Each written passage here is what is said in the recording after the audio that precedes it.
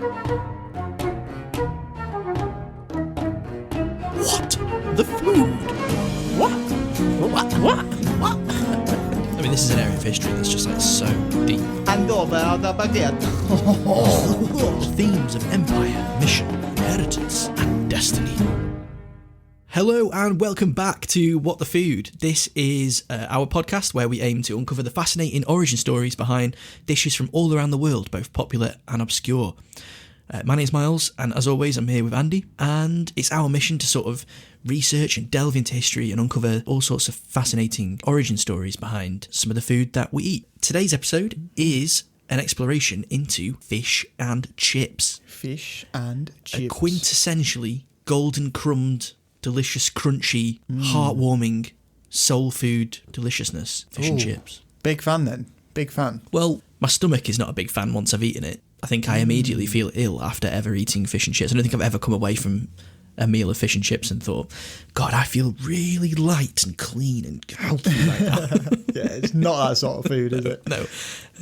I end up just sitting down for the next 4 hours and nursing horrendous stomach cramps. But it's nice whilst you're eating it. Yeah, absolutely. I mean, do we really have to explain what fish and chips are? Maybe, I suppose. So, fish and chips, so fried fish and chips, which is fried potato. Fried upon fried. Fried upon fried, baby. Double fried. Yeah, so that's it, simply.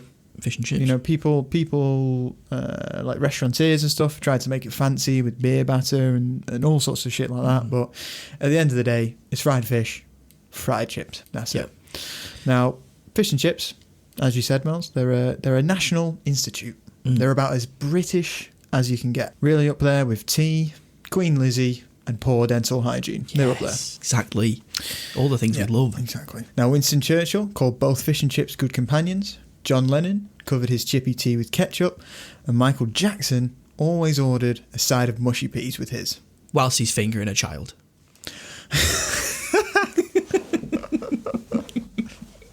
That's it. In Netherlands, with his children, eating fish and chips. With his children. Love it. Yeah, exactly. Now, I to be fair, I don't know if he actually liked the mushy peas or he just ordered it so the kids would have something to eat. Or insert joke here. Anyway, yeah. Yeah. Fish and chips, it's British. Yeah. I mean, it's even mentioned in J.R. Tolkien's The Two Towers. No way. We've got a little quote here that I'm going to get Miles to just read out, if you would do so gratefully. Thank you. Smeagol won't grub for roots and carrots and taters.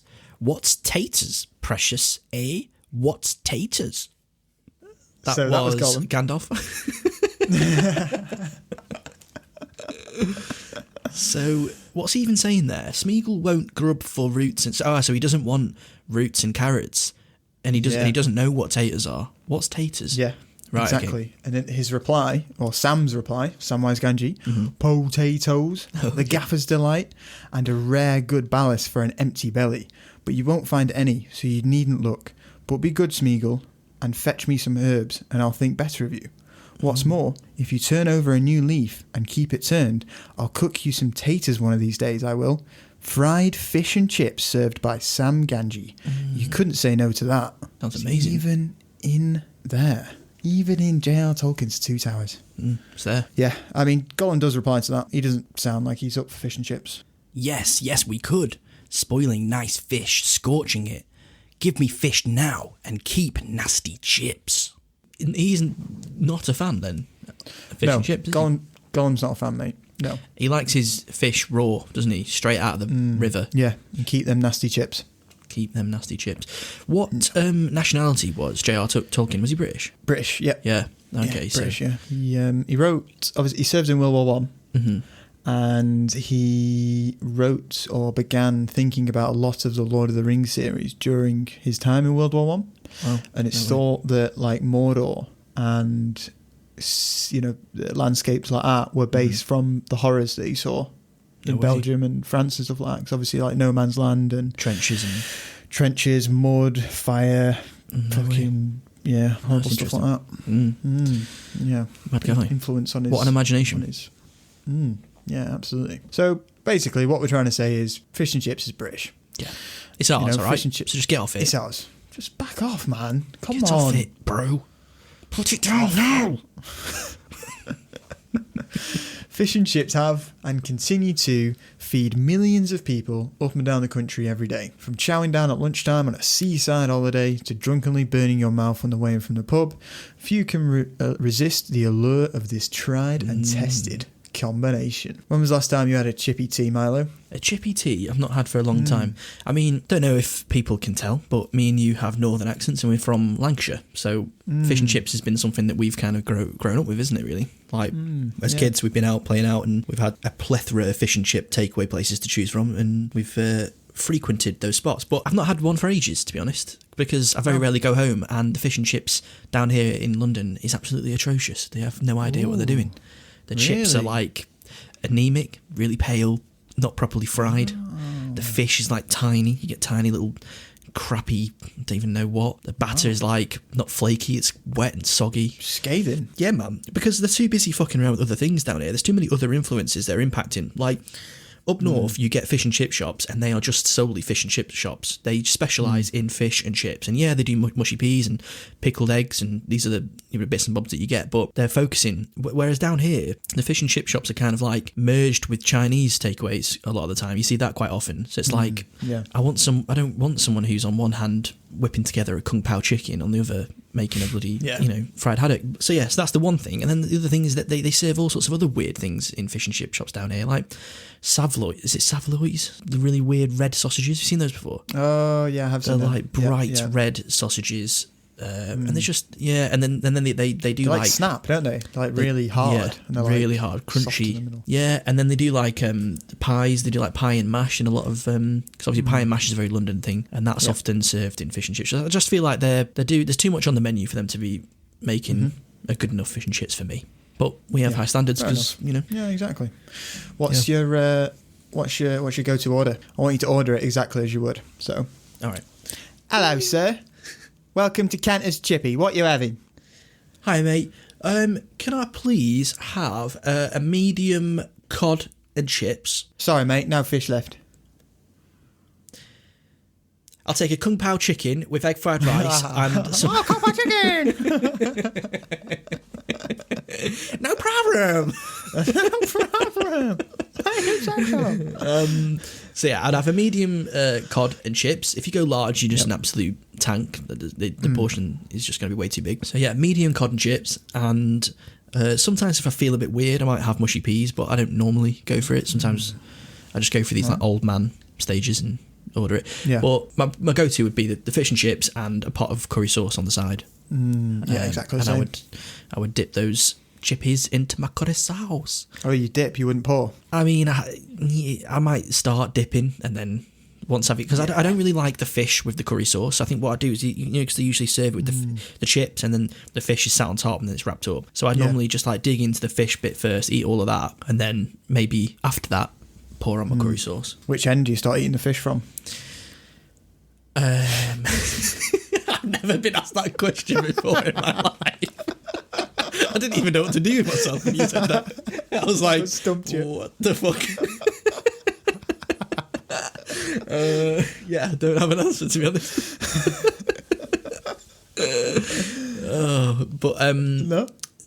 No idea, mate. From the middle? No? I don't know. No, I think I start with an end, because at the end you've got the little crunchy bit and you can kind of like tear that off and you've got like a nice crunchy bit of something. But yeah, with there being so many fish and chip places where we're from, like Lancashire and St Anne's and Blackpool, some of the names were really cool because they're all obviously like trying to come up with like unique names. My favourite was the Codfather. It was a classic. Yeah, that was good. There was the Three Fishes. That was a good one. Fishes. Seafarers. Seafarers. You ever eaten them boiled eggs in the jar? No, I haven't. No. I wouldn't say no though, because I like things pickled. I would buy a jar to keep at home for myself. I don't think I'd buy a jar that's just been on a counter of a fish and chip shop. Yeah, we don't know how long that jar's been sat there doing. Yeah, exactly. The bloody sweaty fishmonger's been dipping his greasy hands into that. Yeah, exactly. Into that fucking thing and getting out little eggs for far too long for my life. Yeah, far too long. Have you ever stopped to think about where the dish actually comes from, or how it first originated, or why the fuck fish and chip shops even sell pickled eggs. Well, today we're going to get to the bottom of that and more as we examine the origins and history of Britain's favourite dish, fish and chips. Now, to examine the origins of fish and chips, you kind of have to split the dish in two. You got the fish part and the chip part. So we'll first look into the origins of the fish, and then we'll look at the chip, and then finally we'll look at when the two were first married. The fish. So around 1.95 million years ago, a group of our human ancestors assembled around the shores of an ancient lake or river in Kenya. Kenya? Yeah. They proceeded to gather fish and other aquatic animals from the shore or shallow water, which must have been like fucking watching a group of piranhas go ham on a piece of meat. Like, imagine just like a group of humans like around like a shallow bit where like the tides brought in a load of fish and the fish can't get out, and there's just a pair of humans just like, fucking get him. Oh God, I had 3 and I've got none. They proceeded to gather fish. So they're just using bare hands at this point. They're not stabbing it with a spear or anything. Yes, no. So they're using stone tools. Right. And using those stone tools, they caught the fish. They deboned catfish. They eviscerated turtles. They defleshed the foot of a crocodile. And they ate that shit the fuck up. I wouldn't know where to start with a crocodile. Well, I'd know where to start. I'd fucking run away, mate. Yeah, run for the hills, lad. Yeah. Now, we know all of this as their tools and their bones were uncovered by archaeologists, and this sort of stands as the earliest known definitive evidence that we have of humans butchering and eating aquatic animals. No way. Wow. Okay. So 1.95 million years ago in an ancient river in Kenya. Yeah. So a quote we have from Brian Richmond, a paleoanthropologist at George Washington University in Washington, D.C. reads, "Here we see the first conclusive evidence of hominins eating fish before there were dramatic increases in brain growth." But apparently the diners weren't picky. They also ate antelopes, hippos, and rhinoceros, any kind of animal tissue they could get their hands on. Rhinoceros. I knew I'd flip that. That is good. Rhinoceros. Brilliant. So they're eating antelopes, hippos, and rhinoceros. They're eating everything, basically. Apex predators, mate. Yeah. This reminds me of a book that I read a while ago. I think it was like a Stephen Fry novel that I read when I was a teenager. And it was talking about Charles Darwin and, like, you know, he's celebrated for travelling the world and discovering all these animals and developing the theory of evolution. But a little known fact about Charles Darwin is that he also was the president of like a club that was dedicated to eating like exotic animals. So like everywhere he went, not only did he like study these animals, he also fucking ate them all. Like he's known for eating like really rare tortoises, and I think he ate like just proper weird shit like birds, like really big like amphibious birds and stuff. To be fair though, like during the time that he was alive, you'd just be so curious, wouldn't you? Because like half of the world, or maybe even 3/4 of the world, have never seen that giant tortoise on Madagascar, and you'd be well like, this is a beautiful creature. I wonder what he's like barbecued. Yeah. I wonder what it's like on a bed of samphire. But yeah, I think it was called like the Glutton Club, and it's like I think it had stuck because I think he trained at like Cambridge University, and I think it was like a group of people from there that he sort of set this group up with, and yeah, he was just like, as he went around the world traveling around, he was just eating like all sorts of weird shit. Madness. Anyway, back to the story. So humans are eating fish. Yeah, humans are eating seafood. What do we know about seafood? It makes your brain bigger. What happened to us? We got bigger brains. Now we fucking run the show. Yeah. Fuck yeah, fish. Yeah, give me that sweet omega-3 and omega-6. Please. I was going to say, is that what it is? It's the those really good fatty acids and proteins. Yeah, lead to brain development and yeah. Anyway, since that time, our desire to eat seafood has never dwelled. Now, I did think about going into the history of fishing and how it became more and more efficient as time went on, but to be honest, I thought that would take us too far off course with the origin story we're talking about today. Yeah. Plus, no one wants to hear us back here talking about bent fishing hooks and large nets for 30 minutes. So instead, let's... Fish nets, though. So safe. So instead, let's fast forward in time a bit and set sail to the Iberian Peninsula. Ooh. To be more specific, we're heading to Portugal in around the year 1100. So the Kingdom of Portugal was established in the 1100s after the Reconquista in Portugal. We've heard about this before, I think, in a previous episode, but the Reconquista was a period in history where the Christians of Europe drove out the Muslim Moors who had held the Iberian Peninsula up until this point. I remember. You remember. It was a period of Christian expansion, and what do you remember about Christian expansion, Miles? They don't fuck around. They don't. They hate everyone that's not Christian. If you're a Muslim, if you're Jewish, get the fuck out. I'm going to behead you. Yep. I'm going to steal what's yours. I'm going to take your land. Mine. I don't care. Yeah, exactly. So after years of both external and internal fighting and bickering between the Moors, local counts and kings, the Kingdom of Portugal was given the privileges and favours that any true kingdom should have by the Roman Catholic Church. King Afonso I of Portugal was finally king. Hooray! Hooray! So a fun little fact. All rise for Alfonso. A fun little fact about Afonso I of Portugal. He lived until he was around 78 or 79, and a year he died, he actually helped relieve his son Sancho, who was being besieged by the Moors in a place called Santarem. Imagine that. So what, he turned up to help his son? Yeah, exactly. Imagine a 77-year-old coming at you, full armour and a sword. I mean, it's the power of a father trying to protect his son ain't going to stop nobody. Yeah, exactly. And they're So what was his son called? Sancho. Dad, it's Sancho, I need your help. We're getting attacked on the front line. I know you're really, really old and you just want to retire and take away all of the responsibilities that you have as a king. I understand that and I'm properly for that. I'm really sorry to do this, but I really need your help over here, Dad. How is he communicating? Is he on the phone? Yeah. I don't know. didn't think that far ahead, to be honest. No. He's basically just performed that to a messenger, right? And then the messenger is then just about to board a horse and just fucking ride out, and then he's going to get there and he's going to do it in the similar. He's going to just be like, "King, I have a message." Hey, King, it's me, Hancho. This must be Sancho. I really need your help. Yeah, it sounds just like Sancho. Ready my armor. we set sail. Yeah, so 77-year-old coming at you with a sword. I mean, I even found other mythical stories about Afonso I. One story said that it took 10 men to carry his sword, which is pretty crazy, and that Afonso wanted to engage other monarchs in personal combat, but no one would dare accept his challenge. So this guy is an absolute beast. He's basically like an aggressive old dude that wants to fight everyone. He's kind of like the, come on then, you want some? Yeah, you fucking want some? You got no When you said about this sword... When you said about this sword that needs to be carried by 10 men, I don't know why, but Pyramid Head from Silent Hill popped into my mind. It's just this like absolute giant sword that he's dragging along. With Portugal now firmly under Christian rule and a stable monarchy established, everything ended happily ever after, and all religions lived peacefully among one another forever and ever.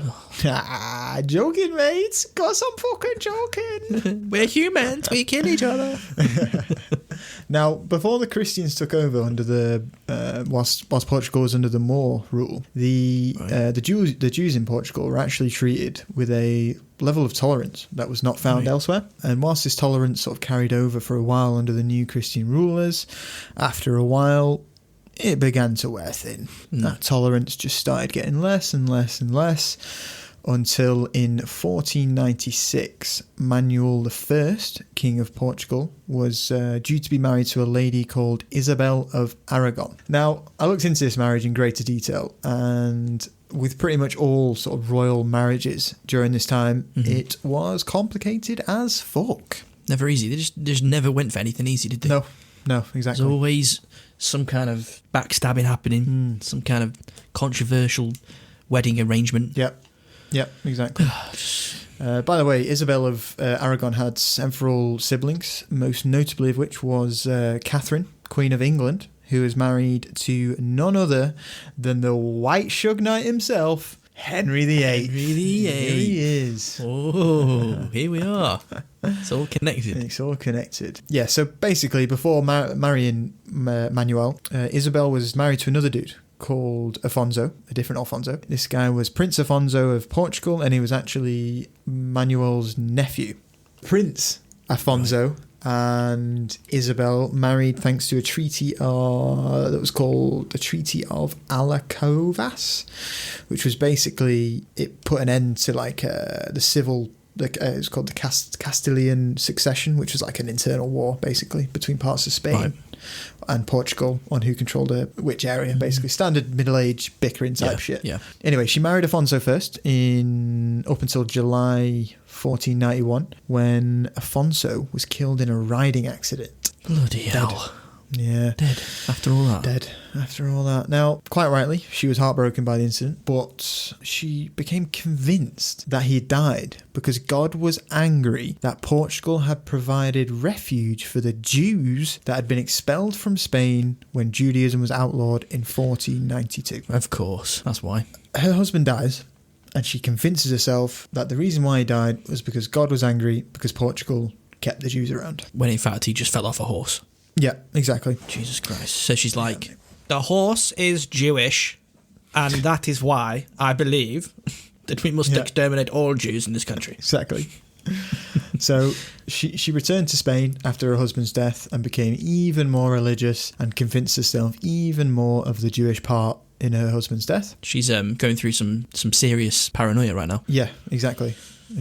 After Manuel became the king of Portugal, he immediately sought Isabel's hand in marriage. Fuck knows why, but Manny must have seen something he liked in that anti-Semitic. Yeah. Bro, don't do it. She's a crazy bitch, bro. Yeah. Trust me. Exactly.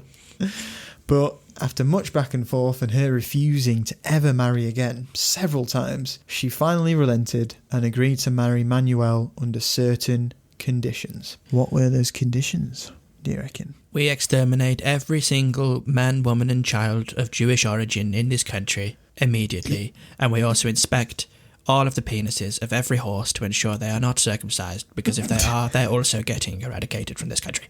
That's it. Spot on. Spot on, mate. In her fucking Hello, sir. marriage... Is your horse Jewish? I don't know. You ask the horse, I guess. Are you Jewish? Kill it. Anyway, so in her fucking marriage stipulations, she made it clear that she wanted the expulsion of Jews from Portugal. Right. She literally said, I ain't marrying you with those dreidels knocking around everywhere. Yeah, and the power of a man that wants to get into the pants of a woman has no bounds. Yeah. And he can exterminate all Jewish people from a country in order to get that poontang. Yeah, exactly. That's the power of a man's piece penis. Of shit this lady is. Yeah. But also, how whipped is he, though? I mean, yeah, she's a crazy bitch, but he's also a bit wet behind the ears, isn't he? I think so, yeah. Obviously, at this time as well, like a lot of the royal marriages specifically are mainly Prearranged. alliance-based. Oh, right, okay. Pre-arranged and alliance-based. I didn't look too much into like his whole career, but he must have had some sort of ulterior motive to wanting to marry Isabel. Luckily for the local Jewish population, Manuel didn't quite agree with Isabel's views and felt as though they contributed a great deal, both culturally and economically, to Portugal. But at the same time, he wanted to get some of that sweet anti-Semite punani, so he sought to find a middle ground. He basically said to them, you can stay here in Portugal if you convert to Christianity. Classic. Which, if you think about it, not really a middle ground, is it? No. Give up everything you stand for as a person. All of your beliefs, your religion, your community, everything, the food you eat and the way that you believe everything. Get rid of it. Simple.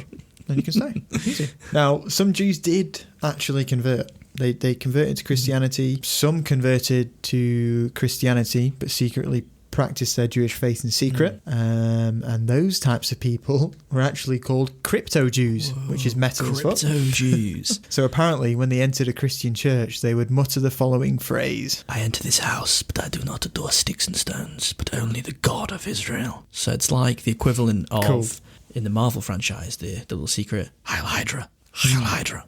Yeah. No, actually, this is horrible. This is actually a really horrible, like,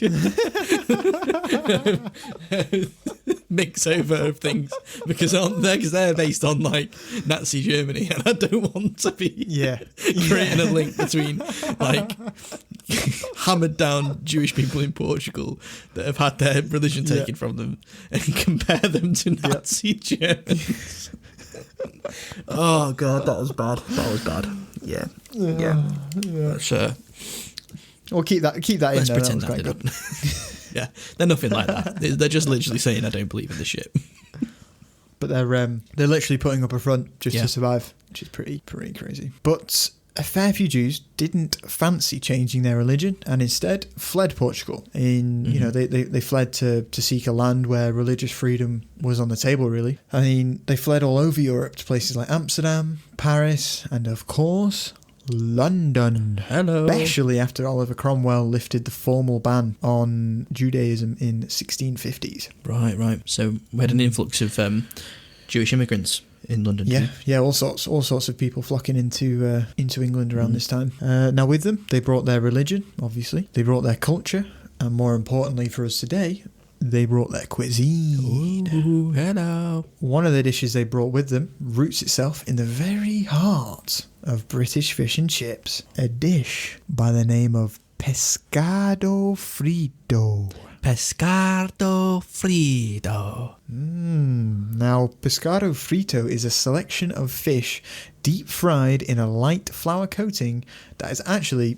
I think it's still incredibly popular in Portugal and parts of Spain today.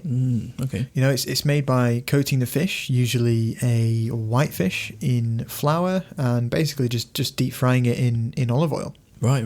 Bit of lemon juice on there or something. And yeah, exactly. Yeah, they would season it with a sprinkling of salt and, like you said, in most cases they'd use a wedge of lemon. Squeeze that bitch on. The weird thing about this, the pescado frito, was that it was actually eaten cold. Oh shit, really? The Jewish people would prepare it on a Friday, right, so that they could chow down on the following day, the Saturday, which is their Sabbath. So the Jews brought this cuisine with them and began selling it to punters, basically, up and down the streets of London. They would stack the fried fish high in trays that were hung around their necks and just walk around London selling it. Kind of like you know the guys that like baseball games in America. Oh yeah, got this like a leather strap around their neck, and they've got like popcorn and shit in there, kind of like that, but fried fish.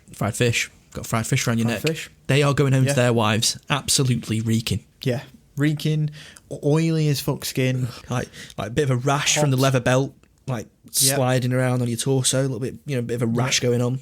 Maybe that gets a bit gammy. Maybe that's a bit smelly as well. Yeah. Fish around there. You got a bit of a beard going on that's still kind of collecting bits of flecks of pastry, just kind of collecting in your beard. It looks like dandruff, but it's not. And your wife's like, here, get rid of that. And you're like, I can't. It just will come back the next day because I've got to do it again. And just like, it's just not a good situation right now. No, it's not. But they're making a dime. They're in a country where their religion is allowed. And they're a free person.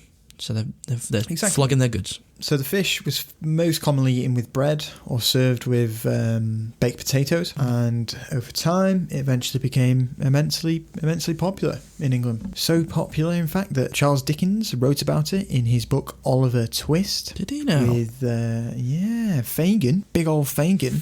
Actually lived near a fried fish warehouse. Oh, kids, go out there and get your bloody pickpocketing skills ready, because we've got lots of bankers coming into town, and when you're on your way back from training, pick me up a bloody pile of fish from the Jewish fish place down the road, alright? Yes, sir. I'll get your fish, sir. And you artful dodger, don't you dare fucking steal my fish again, or I'll fucking ram this fish right up your little fucking arsehole, alright?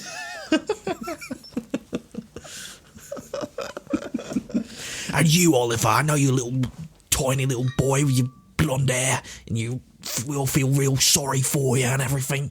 Well, I don't feel fucking sorry for you. I feel like you should just get me some more fish, will you? You fuckhead. That was a direct quote from one of Charles Dickens' books. Word for word. Word for word. Well done. Talented writer, Dickens, wasn't he? Yeah, talented. So yeah, I mean, it's getting popular now, the fried fish. Charles Dickens is talking about it.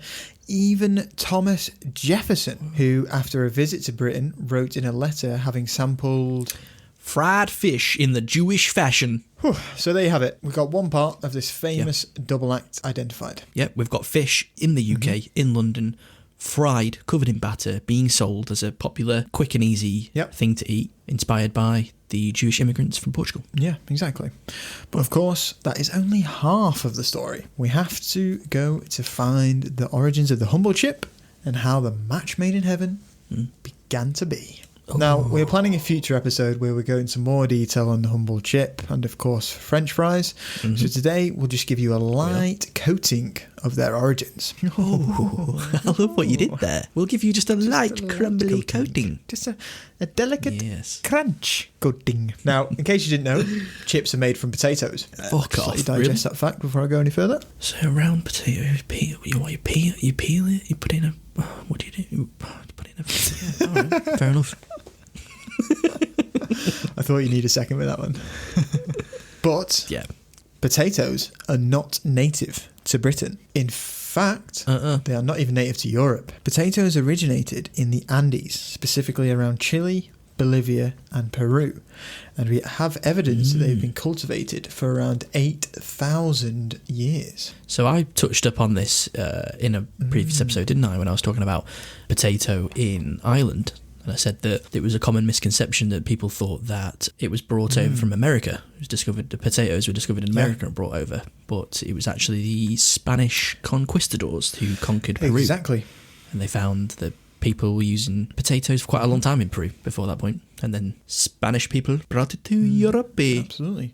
So it was only after the Spanish arrived and began their less than peaceful exploration of South America are potatoes first seen by European eyes.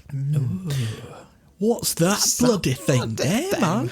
I'm gonna eat it. That thing covered in soil. Yeah, covered in soil and it's round and it just does not look like something I want to could you actually eat. imagine? Like, first, you've never seen a potato, and someone tells you to just go and dig over there and you'll find something to eat, right? And you're digging and you come across a potato, right? I don't know if you've ever seen a potato come out of the ground, but it's, like you said, it's dirty as fuck, it's muddy as anything, covered in shit. It's got these big, long fucking roots coming off it. You wouldn't want to eat that. No, doesn't look like something to eat, does it? No, exactly. So, a quote we have from one Spanish explorer by the name of Jose de Acosta wrote in his 1590 work, The Nature and Morals of the Indies, reads, "The Indians use another kind of root which they call the papas or potatoes.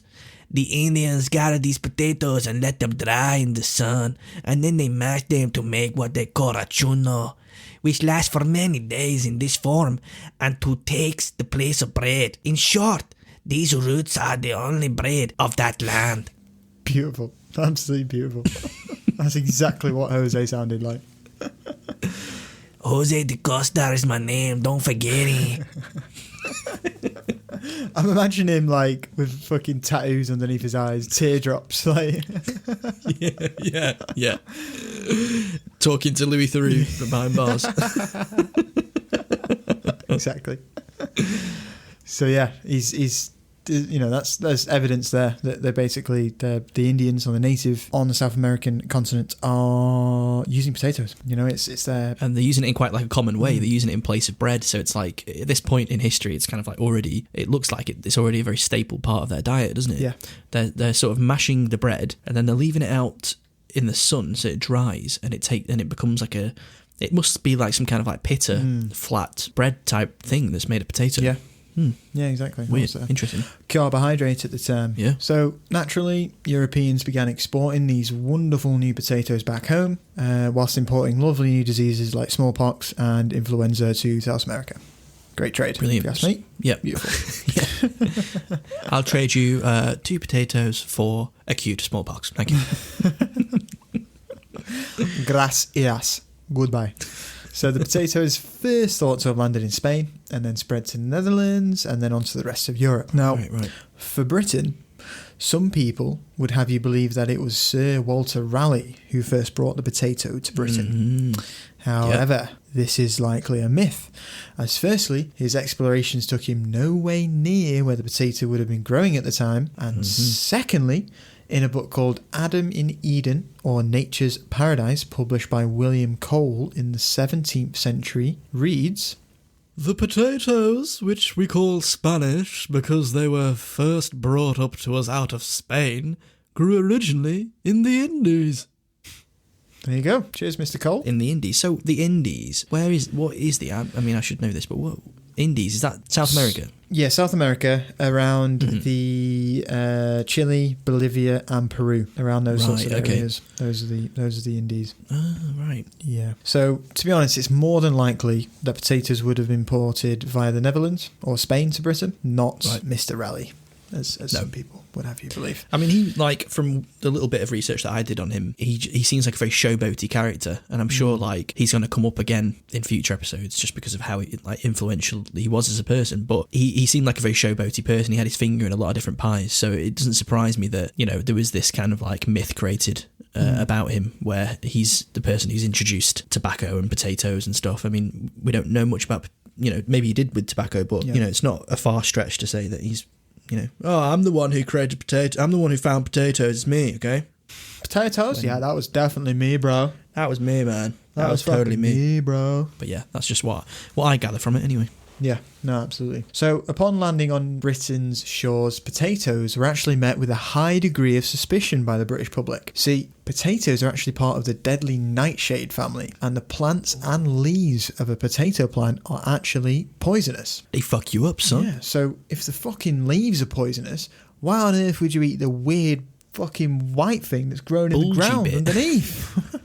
Yeah, that thing that you cut into and it's really wet in the middle. Yeah. Dry as a bone on the outside and then like dripping wet inside. Yeah, exactly. Just stick that in your mouth. Yeah. Get it down you. So there was even, you know, the suspicion even went as far as the people of Britain actually thought potatoes caused leprosy, scrofola, and syphilis. Fucking hell. I mean, people really didn't want to eat it. No. It was a real struggle for societies to start eating it. It was like a time in history where like famine was everywhere. There was disease, malnourishment, and when the potato came, people were really, really reluctant to start eating it. It was like you said, it was like an alien life form, and people had to go to great lengths to persuade people to start cultivating it and let alone eating it. Yeah, it's crazy. People just really didn't want to eat them, did they, to start with? No, they really didn't. They really didn't. Now, as I mentioned at the beginning of this section, you know, we'll likely dedicate a whole episode to chips and French fries. Yeah. So for the sake of fish and chips, the potato's popularity in Britain grew over time with more and more crops springing up, more and more people, like the guy you've just mentioned, sort of promoting the use of potatoes, and more innovation in cooking methods. And one of these cooking methods was, of course, frying. Fry it. Hello. Fry it.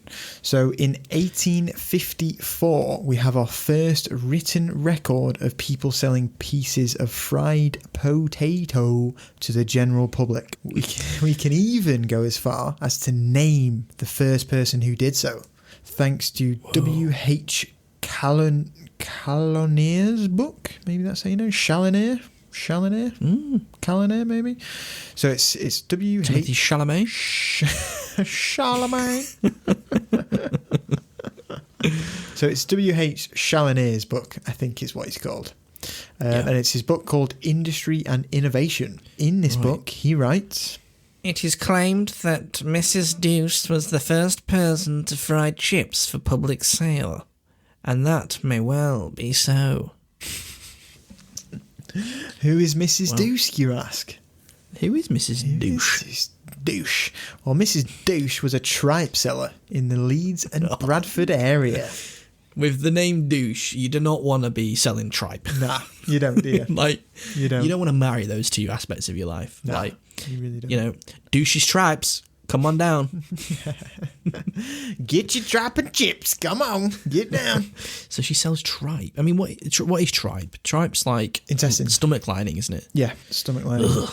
Yeah. God, I'm okay, thanks. So Challoner, the author of the book we just mentioned, goes on to say that the business of frying chips for sale soon became so popular that people began to actually produce like cooking stations for sale. So you could go in and buy yourself a little chip frying station, so you could get your own little fried potato business off the ground. I mean, the thing is about potato and about chips, and you could say crisps for that matter. They just are tasty, aren't they? Like, you don't have to do much to a potato to make it a very delicious thing to eat. No. Thinly sliced potato, fried in oil, salted. And like that is just a good snack, isn't it? I mean, it's not very healthy, but for people back then, that must have been an absolute revolution. Yeah, like, oh my God, I could eat all these, The thing is, right, if you think about potato, it's probably one of the foods that most transforms itself when cooked.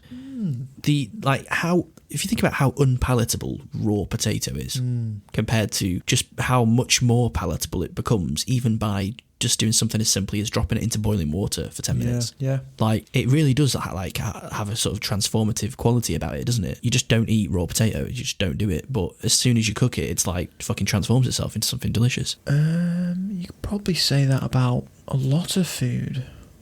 Like raw meat, maybe. Yeah, but the thing is, like, but my counter argument to that would be like, well, animals like raw meat. A rabid dog is going to fucking love like a raw bit of meat or whatever, so that's palatable. But you wouldn't find a wild animal eating raw potatoes. Would you? Yeah, I don't know. I think you probably would, wouldn't you? Maybe. I think I've seen a rhino eating a potato at a zoo. Have you? I think so. Yeah. Maybe. Yeah, maybe that was a doo-doo, maybe. I get what you mean, though. I do get what you mean. Mommy, I just did a doo-doo. I don't know. Fucking hell. I get what you mean, though. Like, it does... it seems to transform itself. Fuck it, don't know. Anyway, carry on. I'm chatting shit. So, yeah, tripe and chips. Tripe and chips came before fish and chips. Oh, God, really? Yeah. Really? I mean, like, phonetically, it sounds better, I think. Tripe and chips. Yeah, it's got the sort of alliteration element to it. What? How were they cooking the tripe? Do you know? Did you see anything about that? Like what? I didn't. I mean, because I'm not familiar with tripe, but I know like our grandparents' generation, I think, were on sort of the back end of regular tripe eating. Like, I think it's a very out of fashion thing to eat, but I think like our grandparents and our grandparents' grandparents, I think, ate tripe. Yeah, it wasn't such a bizarre thing to eat, but I've got no idea how you'd fucking cook the thing. Like, is it something that's done in like a meaty gravy? Do you have it like that, or no idea? I think. Do you not? No idea. Boil it. Oh, really? What, like a sort of haggis type deal? Yeah, maybe boil it. Do you mash it up? Are you having it like in whole pieces, chunks, or is it sort of mashed into like a paste, like a pate type deal? I think it's like chunks. I think. Is it? Yeah, I think so. Fuck knows. Ugh. I think so. I think it's really big in Italy, in like Rome. They eat a lot of tripe. Is it? Yeah, it's like a delicacy. Really? I think they boil it or slow cook it or something like that. So it's like soft. To be honest though, I wouldn't knock it until I've tried it. Like, no. I'm not gonna. I mean, maybe it's one of those things that you try and you're like, oh my God, that's actually delicious. Oh no, I think I've tried it actually. When I was in Florence, I think one of the dishes they have there is tripe. Yeah, is tripe. Oh, what was that like? Do you remember the dish? It is called a lampredotto. That's what it's called, and it's a tripe sandwich. Lampredotto. You had that when you went to Florence. Yeah, I had that. Yeah, it was nice actually. Fuck you doing to go into Florence having a tripe sandwich? That joke. Yeah, so what they do is they boil it first, and then they drain it, and then I think they fry it in like olive oil and whatever else, some herbs, garlic and stuff like that. Yeah, it was okay. It was an experience. It was nice, but I don't think I'd order it again. Yeah, it's not something you'd be like, can I take 2 more of those to go, please? No.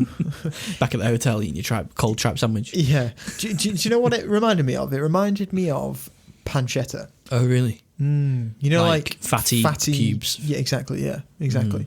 Maybe not as salty as pancetta, but like the texture was very pancetta-esque. Oh, okay, fair enough. Yeah. There's our detour down the Tripe Avenue. Trap lane. So bloody tripe and chips. So they're in London. They're selling tripe and chips. That's the go-to. No. Leeds and Bradford. Leeds and Bradford. Come on now, keep it northern. Chips are soaking up all that lovely stomach juice. So This is like a good dish because it's quite cheap to make, I'm assuming. And obviously, like you said, with it being Leeds and Bradford, these are like working class people. Yeah. It's a very working class meal, something that's cheap and affordable. And then quite nutritious as well, because obviously, like, I know like entrails and sort of like innards, that although they're kind of seemingly disgusting to eat, they're actually very nutritious, aren't they? Very good for us, full of iron and protein and really good stuff like that. So it's not a bad meal to be having if you're a poor person living in Leeds or Bradford, really. No, absolutely. Yeah, so that's as far as we're going to go into the detail on the chip side of things today. Like I said, we'll dedicate a whole episode to the origins of the chips. We've got French fries. French fries. Dauphinoise, and we've got... Hey, give me a portion of the French fries. Large, extra large, super size. So we've got the fish. And we've got the chips. When do these two get together and get down and dirty on us? Marriage made in heaven. Wow, that's so creepy. That's actually the title in my script. Is it? Yeah, literally the next title is A Match Made in Heaven. I currently have your screen on my screen, and I've been watching everything you do on your computer for the last 18 months. Oh, God. I can see you placed an order on the 14th of March 2020 for 4 ounces of tripe, a sourdough loaf, and some garlic. You've been making tripe sandwiches at home, haven't you, Andy? Brought it back with me. Yeah. So, let's see it then, shall we? Let's see how these two lovely individual dishes came to be united. As with anything like this, there are various different accounts on which mastermind was the first to put the fried fish with the fried potato. Everyone wants a claim. Everyone wants a claim. Now, in this particular case, it's actually a north versus south thing too. Oh, love it. We'll start with the south case first. In London, it is said that a man by the name of Joseph Malin opened up a fish and chip shop in Cleveland Street around the year 1860. So Joseph, a Jewish immigrant himself, actually came from a family of rug weavers that needed to supplement their income. Right. Wow. Rug weaver. It's a funny A little rug word to muncher. say. That's it, yeah. Family of rug munchers. So they opened up a shop selling fried potato, and the young Joseph convinced his family to include fried fish on the menu, which became an instant success. You are so great, Joseph. Fucking good, you little rag mancher. little rag mancher. Yeah, little bloody rag mancher. Mummy, I think that we should put some fish with these chips because I saw down the road that someone was eating chips and then another person was eating fish, and I thought they look like they marry each other, the people, and I thought maybe the food would marry each other too. Spot on. After a hard day of fucking munching rugs, he opens up his little chip shop and just slings some fish on them chips. Instant hit. Boom. History's made. I think it sounds pretty straightforward and likely to me, especially as Joseph came from a Jewish background, which is where the fish, the fried fish, originated from. I think it sounds pretty likely that this could be where it started. The one. Yeah. Yeah, although I think so. Not really sure I'd want a rug weaver operating the fryer. Bit different skills. Yeah. Every week I get fish and chips from here, and every week there's bloody hairs in it. Now, if you're going to be making rugs still, don't do it in the same fucking room as you're making my fish and chips. Keep it fucking separate. Keep it fucking separate. Make the fucking rugs out the back, will you? Or are they wrapping up the fish and chips in like little mini Jewish little mini rugs? Persian rugs. Do you want to open or wrap, sir? Fucking open. Get that shit away. It's not a mini rug either. It's like the proper massive rugs that you see. Thick. Do you want to open or wrap, sir? Fucking open. Fucking hell.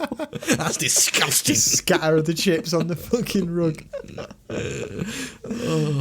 Fair enough. So that's the South's case, really. Pretty straightforward, as I said. Alternatively, we have the North's claim. The North's claim. You want that fish and chips? Yeah, I do. So John Lees is thought to have begun selling fish and chips out of a wooden hut at the Moseley Market in Lancashire around the 1860s. Anyway, Mr. Lees' business opened up and was an immediate hit with the northern locals, as you can imagine. So much so that he moved to a permanent shop across the road and set up residence for good. So he's doing well up there now. He's moved out of that little wooden hut on the market and moved into a permanent brick and mortar shop. Hun, I've got myself a real shop now. A real one. What you doing? What you selling? Yeah. Fish and chips. What? What? Fish and chips? What? Not drap and chips. Nah, love, honestly, they bloody love it. They bloody love it. You can't fish. Never seen you fish. Where are you getting the fish from? I've never seen you fish. I've never seen you with a fishing rod. I bloody pay someone to fish for me. Does he fish? They fish. They fish well and all. They fish right good.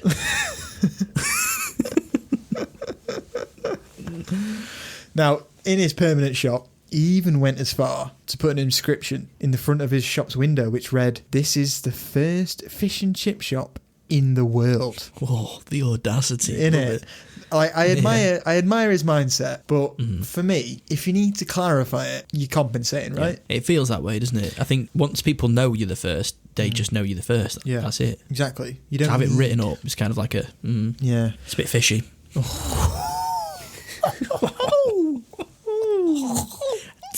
Hot take. So that's a Norse claim. Bit more murky, maybe, but you know, the chips were in the north first, it seems, so maybe there's, You could argue that the wage difference between the north and south, the north has a stronger need for cheap, convenient food, rather than the south, who's got lots of other influences from around the world impacting what's available on the streets of London. So I don't know. It's a tough one. Yeah, I mean, just going on the facts in front of us, it's it's impossible to definitively say who was first. But what we do know is that from that point on, Britain was hooked on fish and chips. Oh, great, another one. They were hook, line and sinker. Hook, line and sinker. It's hooked now. It's taken root in the British lifestyle. After the first fish and chip shop, it wasn't long until the second opened, followed by the fourth and the fifth, and really, they just never stopped opening. They're just everywhere, aren't they? Yeah. I mean, in Britain today, it's said that we have around 10,500 fish and chip shops that are currently open. No way. Yeah, currently operating up and down the country.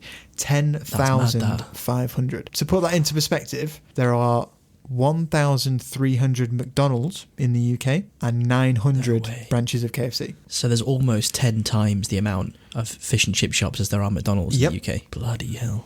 We do love it, don't we? We do love it, mate.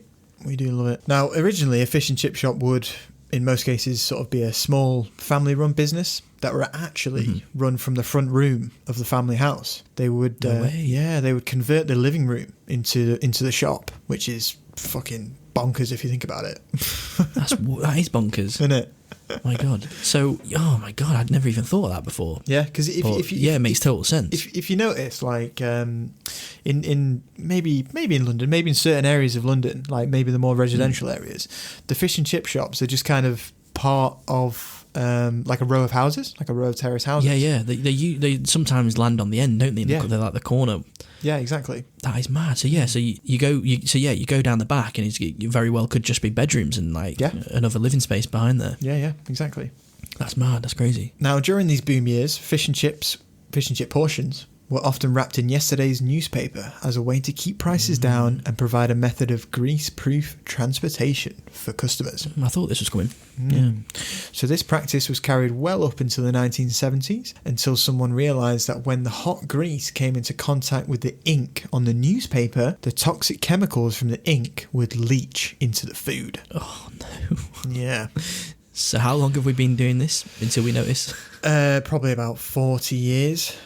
No, that is way too long. Even longer. Maybe like it's close to like 90 years, I'd say. Oh my God, you're joking. But to be fair, there's never been anyone die from the poisoning. As a result. Yeah, a lot of resources that I read said that it was just health and safety gone mad sort of thing. Right. And that it never actually harmed anyone, that it was fine. But it's actually a UK law that fish and chips cannot be wrapped first and foremost in newspaper. Wow, so they've pushed it through Parliament as a proper law. Yeah. I mean, the thing is maybe they didn't get ill from it, but at the same time, you know, in light of like COVID now, could you imagine like having your fish and chips served wrapped up in a newspaper that someone has had open, sat on the London Underground and sneezed into, or whatever? Do you know what I mean? Like, Yeah. you do think about it now and think, actually, like, probably wasn't the best idea. Grin, yeah. But, you know, but at the same time, though, there is a serious problem with, like, newspapers in general, and how, like, there's a new newspaper edition every day. So all this paper is getting printed, constantly getting thrown away. And that was probably quite a good solution to that problem for, like you said, 90 years. But Yeah. Well, I think, like, other newspaper recycling schemes came into place as well, which actually Right. made it more beneficial for places to recycle them elsewhere rather than selling them to fish and chip shops. So I think that was a part of the decline as well. So it's actually a UK law. I actually read an article about the headline was something like Brexiteer is shocked to find that fish and chip newspaper law is a UK law, not a EU law. And Right. what they'd done is they'd interviewed this lady who was like, oh, now that we're out of the EU, I can't wait to have our newspaper fish and chips wrapped in newspaper again, because those fucking Europeans that brought in the law stopping us doing it. Yeah. And then the interviewer was like, it's actually a UK law, it's nothing to do with Europe. And then the lady's like, well, I still can't wait for it to be back. Like, no, it's not coming back.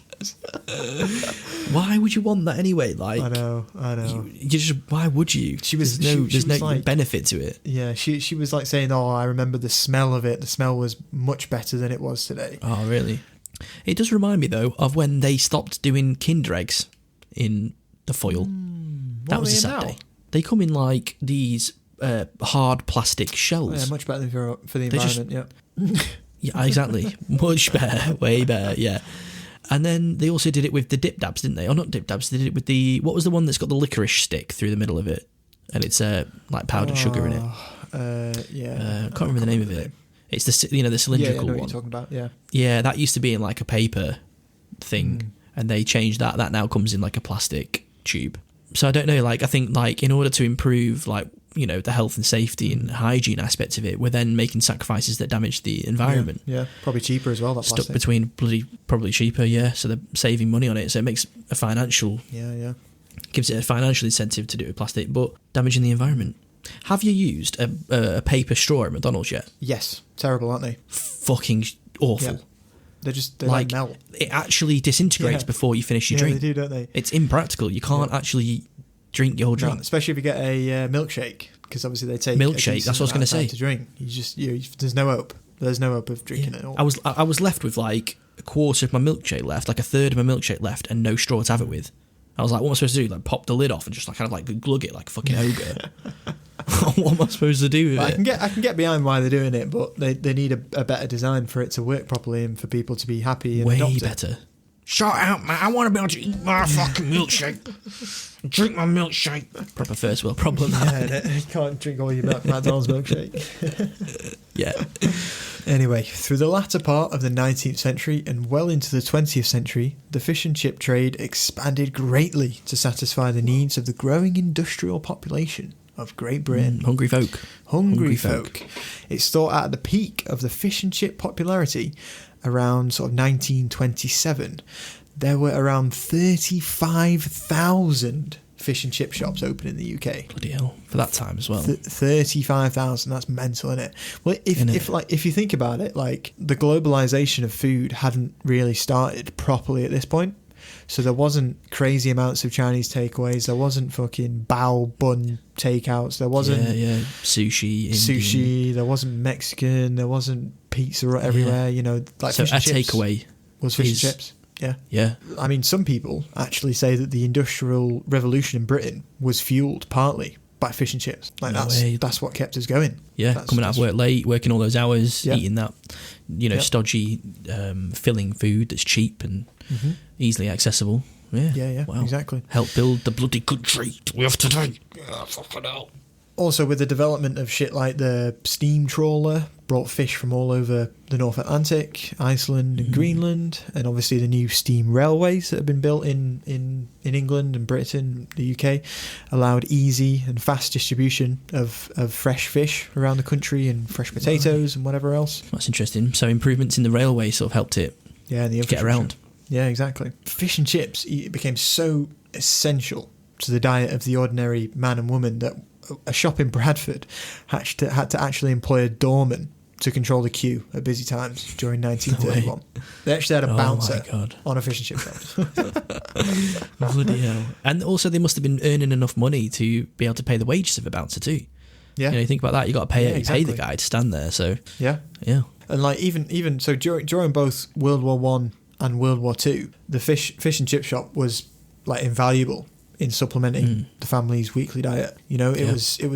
It's mainly because fish and chips were actually one of the few foods not to be rationed, because obviously during the two wars there was immense rationing going on, but the government saw how popular they were with the public, up and down the country, and were like, we can't ration them because they're such a morale booster for people and they're such a part of everyday life. No way. They were like, that would just be too much of too damaging. Yeah, exactly. So they were left out of rationing. Wow. Okay. So it had nothing to do with the fact that we had more of an abundance of that than other foods. No, it wasn't. It was just the sheer fact that it would just be too much of an attack on morale of the country. Exactly. Yeah. Morale's already low because we're losing, men and women all every day to fucking cut off someone's fish and chip supply. Last straw, mate. We just won't have it. No, you can take our children to war. You can do what you want. You can close the factories, but you will not take away our fish and chips. Fucking Uncle Roger's had his fucking leg blown off, but don't take away my fried fish, please. Yeah.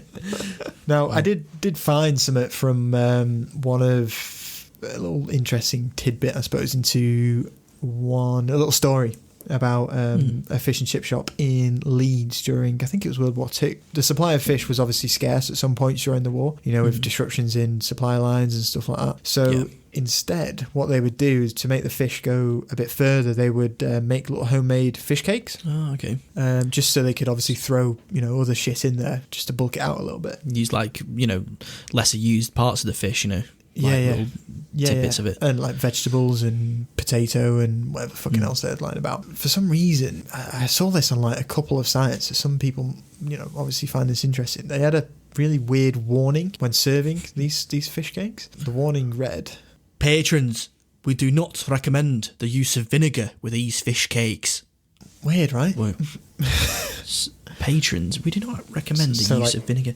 Customers, we don't recommend you use vinegar on these fish cakes. Why? Why not? Why? What was the matter with these fish cakes? Do they already have vinegar in? Already vinegar in it. Yeah, maybe they were using that as like a flavouring, a way to flavour it. So they're like, it doesn't need any extra on it. Or maybe people were so used to putting vinegar on everything they bought from the fish and chip shop that they knew it wouldn't go with that. They just knew, but people would do it anyway. Very weird, isn't it? The fact that became a thing, like, at the time, almost all of the fish and chip shops were saying the same thing.